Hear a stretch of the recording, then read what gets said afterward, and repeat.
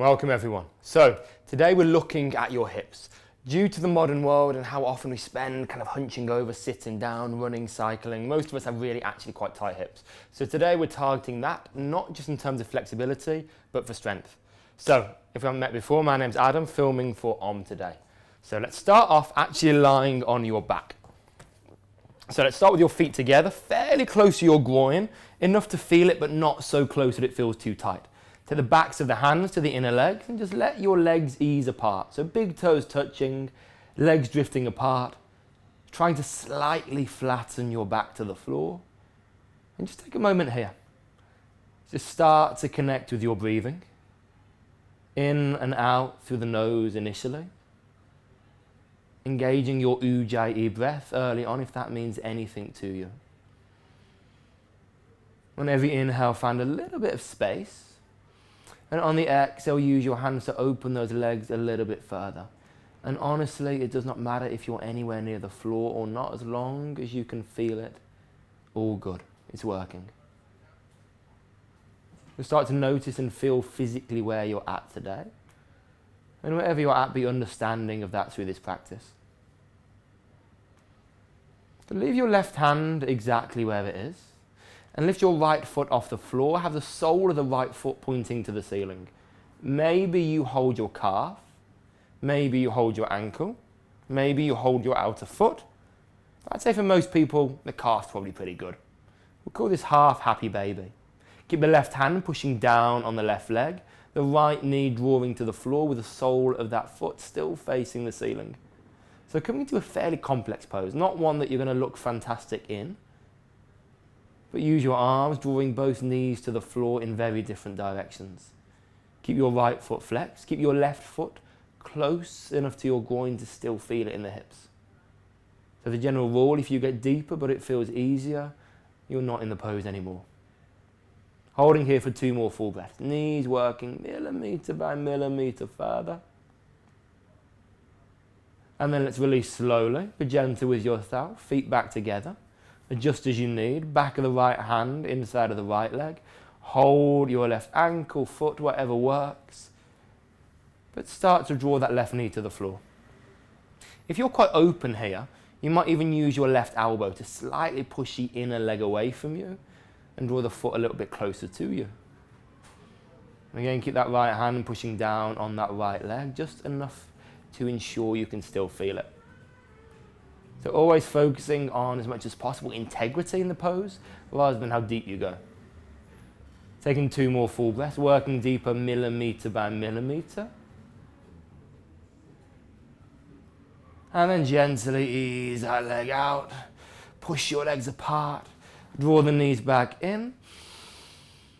And take a normal happy baby. So holding both ankles, feet now, whatever works for you. Again, maybe using your elbows to push the inner legs apart. And then take your arms inside your legs. Heels of the hands pushing up to the ceiling. Draw the knees close to the triceps. Rock yourself back and forward until you end up in a boat-like pose. So you're balancing on your bum here. Draw your knees as high as you can up the arms and start to actively squeeze the knees together. So it almost feels like if your arms weren't there, your knees would snap. Bring yourself back in. Lift the chest a tiny bit higher. Pull the shoulders down away from the ears, knees squeezing in, arms fighting back. So here you're turning on your adductors. You're turning on those inner leg muscles. Squeeze your knees hard and let your arms fight back more. Breathe for 3. Squeeze your knees in a little bit tighter, holding there for 2. Then on 1, slowly roll over your feet, take your hands down. And come into a little tabletop position. I would say have your index finger pointing forward. Tops of the feet on the floor. As you inhale, turn your biceps forward, open the chest, broaden across your collarbone. As you exhale, do exactly the opposite. Turn your elbows out, chin to the chest, draw your belly in, dome your back. Inhaling, turn your biceps forward, chest open, shoulders away from the ears. Exhaling, rippling back through the spine, thinking less about the end pose. Just continue this. So thinking less about cat and then cow, but more like a constant wave-like motion through the spine. See how much you can use your core to really articulate movement. Take 1 more round. And then make your way into a neutral position. Okay. Make sure you're pretty stable. Lift your right leg up. Flex your toes. Draw your right heel to the ceiling. We're going to explore your range of motion now. So lift your leg as high as it can be with calf and thigh about 90 degrees. Open your hips like a little weeing dog. Keep the leg as high as it can go as you draw your knee towards your upper right arm. And do that a few more times. So in the center line, you're pushing your heel up, opening your hips out, keeping your knee high, drawing it back to touch the armpit, easing back in. Take that 2 more times. So exploring your active range of motion. This shouldn't feel particularly nice, and if it does, you need to push yourself a little bit harder and open up a little bit more. 1 more time. And then ease yourself back to center release. Let's come straight to the opposite side. Left foot flex, lift up, open your hips, keep that 90-degree angle between calf and thigh, draw as high as you can up that left arm, back to center. 3 more times. I'm not having a good time, hopefully you aren't either right now. Keep that motion going. Toes stay flexed. At every point here, you're exploring how much the top of your femur can move in its socket, in the acetabular. Final round, full circle. You can keep going if you fancy, just press pause. Then ease yourself back to center. Nice. Curl your toes under, make your way into your first downward dog. Have a little walk out of your downward dog, bend your knees left and right. Have a freestyle. Then bend your knees slightly together. As you bend your knees, tilt your sit bone higher. Wrap your armpits in, feel your bum tilt up. And then only straighten your legs for as long as you can keep that. So some of you might still be here, which is absolutely fine. I'm going to stay there. Tilt the bum high, ears level with the biceps.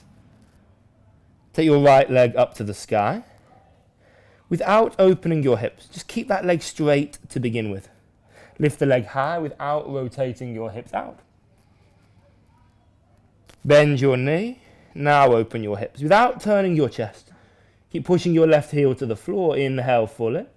Right knee, right elbow. Shoulders above the wrists.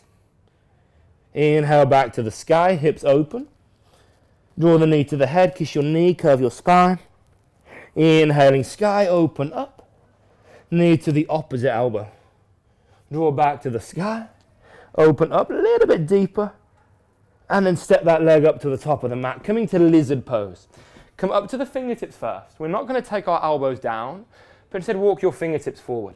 Keep length in the spine. So try not to curve your back. If you're looking at your groin, stop doing that. Keep the spine long. Walking millimeter by millimeter deeper, keeping your right knee close to you. Taking 2 more full breaths, walking deeper still. Then bring your hands back to center. Take your left hand to the center of the mat. Turn your left bicep forward. Open your right arm to the sky. Take a twist. If you're feeling particularly perky, you can grab hold of the little toe side of the foot and kick back, but nothing too dramatic. Otherwise, as you twist, make sure you can see your top arm with your left eye. Final full opening. And then take both hands to the floor. Sit back just enough to begin to straighten your right leg. Once your leg is straight, look at the foot. Physically, pull your heel backwards. You might see a little crease happening in the mat.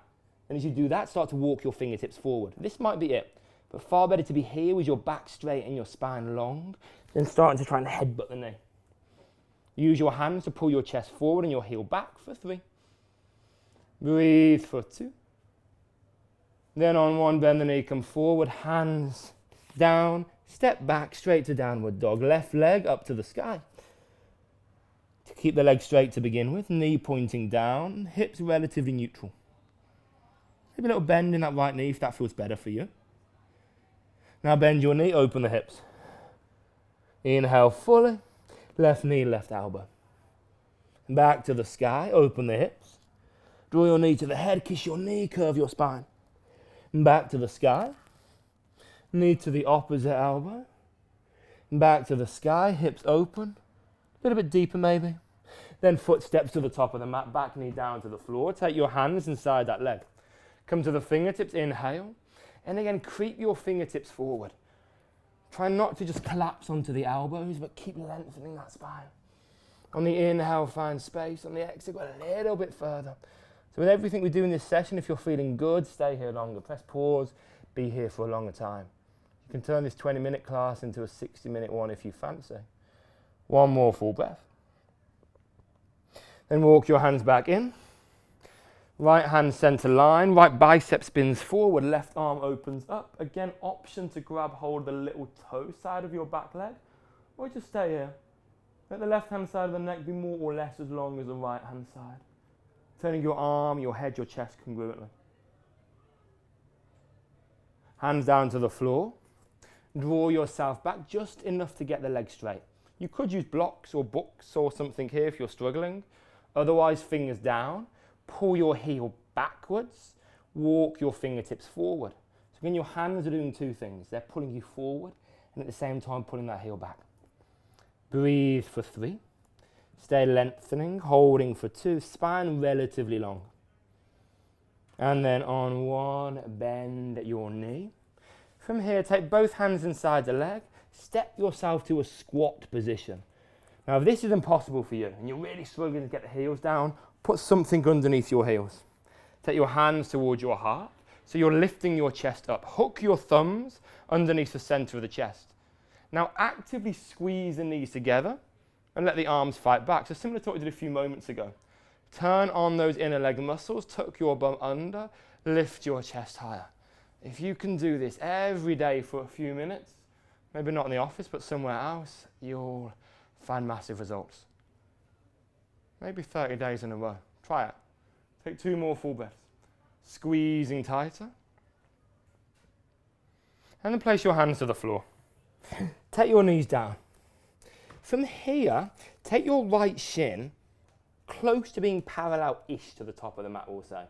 Then bend your left knee. So you're in a zigzag position. This mat's actually perfect. So you can see this shin is at a 90-degree angle to the upper leg, as is this, more or less. From here, take your hands to the heart. As you inhale, come to the center line. As you exhale, over to the opposite side. Same angle. This will not be a fun experience. Just trust yourself here. Move as you can. And if you're struggling and it looks massively unelegant, just make sure you've locked the door to whatever room you're doing this in. You don't want anyone to walk in on you here. Keep turning, keep rotating. Every time, turning your upper body a little bit more. So you're just exploring here your range of motion. One more time each side. If you want to make it harder, you might even interlace the hands behind your back. And then easing over. Come back to center. Sit back a little bit. If you move forward, keep your legs nice and wide. Exploring our mobility again. Flex your toes on one of your feet. Lift the foot off the floor without using your hands. Pull your foot towards your chest. Release it close to your groin and down. So at every point, that should feel hard. You're exploring your max range of motion as you open up. So in your daily life, this is far more useful than an ability to use your arms to stick your leg behind your head. Here you're exploring how much you can move your leg in this socket with the muscles that are designed to do that, which are not your arms. One more time. And again, you can do more if you want. And let's come straight to the opposite side. Flex the toes, lift up. Pull it in as high as works for you. As long as you're at your max, perfect. So at every second here, I'm at my max. At every single moment, I'm at my max. So your yoga practice is not a flexibility class. This is a common myth. It's not about how bendy you are. It's this balance for me of strength and flexibility together. Strong people are really good at acknowledging they need to get bendier. Bendy people are often really bad at acknowledging they need to get stronger. Easing back up one more time. Now we're going to come to a wide fold, which is quite challenging. So I'm going to use this book, Capital by Tom Piketty. Lovely. I'm going to use that. Pop it underneath your bum. Make sure the title is visible. Come up to the fingertips. Lift your chest up. And just come forward slightly. Imagine your sit bones are almost lifting off the floor eventually. So it ends up just being the head of the femur that's down. On every inhale, find space. On the exhale, use it. Some of you might be here. Some of you might be here. But again, as long as you can feel it, it's working. Now, this is one of those poses that I'd actually say, do press pause. Stay here a little bit longer if you have the time and just sink into it. And every breath, go a little bit deeper. Think more millimetre by millimetre rather than inch by inch. Stay as long as you need, and when you're done, ease yourself out. You can get rid of the book now. Double pigeon pose we're coming to. Take, this is specific, one shin, doesn't matter which, parallel to the top of the mat. You can see it's parallel. Take the other ankle on top of that knee. Not your foot, but the ankle itself. Sit as tall as you can. You might be here. If this is working for you in no way, maybe take the book out a little bit. So let the book kind of emulate your knee. A little bit accessible for some people. Otherwise, ankle is on the knee. Sit as tall as you can and let the other knee approach the ankle. Don't force it, but eventually ankle on knee, knee on ankle, and you feel nice. If you're very bendy naturally, you might then come forward, taking a little bit deeper into the glutes. This might be harder for some people, actually easier for some. Take 3 breaths. Inhale. Exhaling a little bit deeper. Inhale, maybe you're here. Exhaling further. Inhale again. Exhaling a little bit deeper. And then unwind. Jazz legs. Let's switch sides. Expect some asymmetry. Again, maybe you're here, maybe you're not, but find a position that works for you. Toes are flexed, and I can't reiterate enough, ankle on knee, knee on ankle, not this position. That's going to do very little for you. So let go of your ego that's telling you need to be here. Walk your fingertips forward. This took me 10 years-ish to get to. But at the same time, I'm naturally quite bendy anyway in certain areas. Holding there. On the inhale, find space. On the exhale, use it. Once you do get this deep, your life won't change. Nothing will magically happen or improve for you. Try not to be attached to the end goal. Take 2 more full breaths. Deeper and deeper wherever that is for you. And then bring yourself back to center slowly, switching legs, but this time working towards a pose called Gomukhasana, cow face.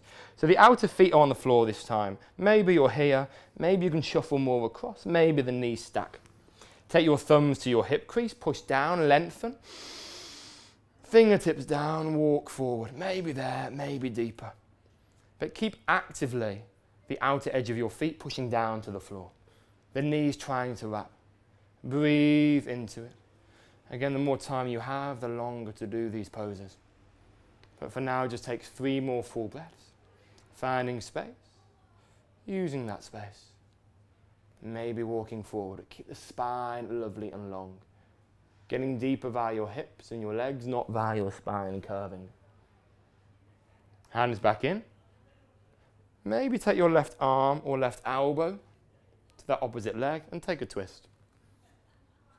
Find a rotation. This might work for you. You might have to be much higher, but as long as you're twisting, perfect. Bring yourself back to center, as flamboyant as you want. Switch legs. Other leg on top, knees stack. Do what you need to do. Expect asymmetry. Thumbs, hip crease. Remind yourself of what that feels like. Take your fingertips down, lift up. Fingertips forward, wherever you want to go. But again, keep integrity in your spine. Let the legs actively be pushing into the floor. And my preference would actually be to be on the fingertips. So as little weight in the hands as possible. The hands are more pulling you forward than just dropping down and supporting your body weight. 2 more full breaths, millimetre by millimetre. Slowly back in. Now again, take a twist. Wherever you were before, arm, elbow, find that rotation. Let the neck be pretty much in line with the spine as you rotate.